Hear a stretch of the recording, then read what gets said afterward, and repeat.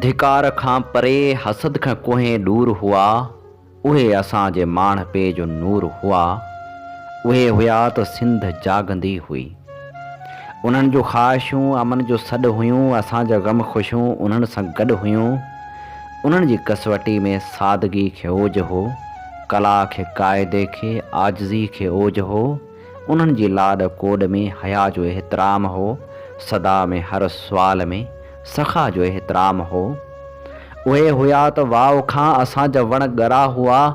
ॾिया बि लाट वाकिया लिहाज़ में खरा हुया। उहे हुया भिटा यई मदन जो हिकु जहान हो। उन्हनि जो इश्क वाहिपे में रूपले जो तान हो। उहे हुया स्वभाव जी हसीन पालकी हुई, शऊर ऐं दलील जी वसी मालकी हुई। उहे हुया त मज़हबनि में ताल मेल हो। उहे हुया त वक़्त जे मथे में तेल हो। उन्हनि वधाई हाक रीत जे रिवाज जी।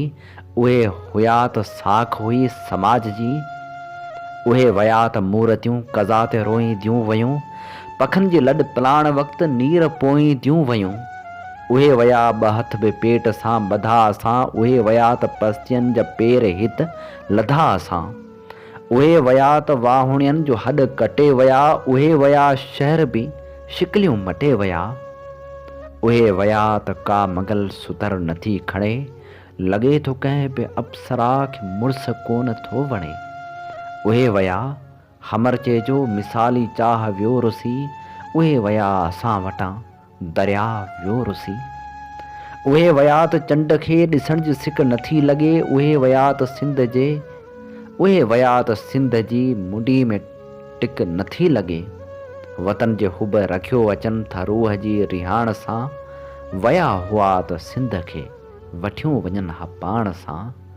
वया हुआ त सिंध खे वठियूं वञनि हा पाण सां।